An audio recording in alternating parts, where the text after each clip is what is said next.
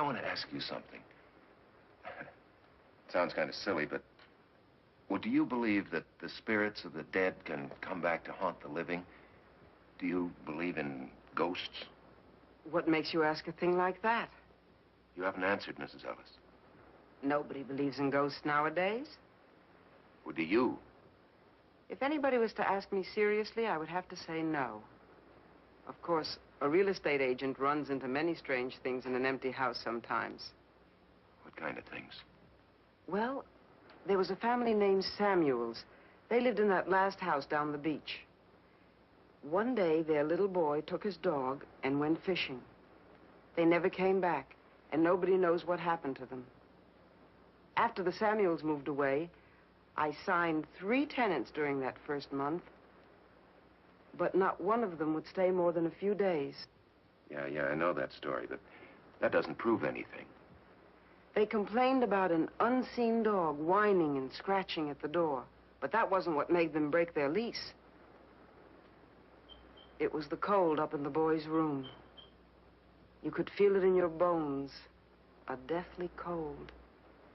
The walls were always damp and stained with seawater.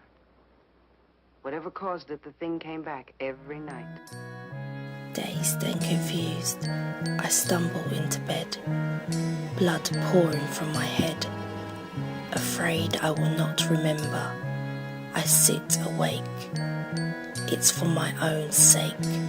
A figure stalks from the window outside. There is no way I can now hide. The clock strikes 5. Dawn will be here soon. Hello, morning. She must hurry as the stalker still looms. A cold chill enters the room. My mind is racing. My soul is chasing the shadows on the wall. I must keep awake for my own sake. The blood trickles from my wound. The clock strikes 6. The light starts to appear through the blinds. Dawn has arrived. I ask her if she saw him, the stalker.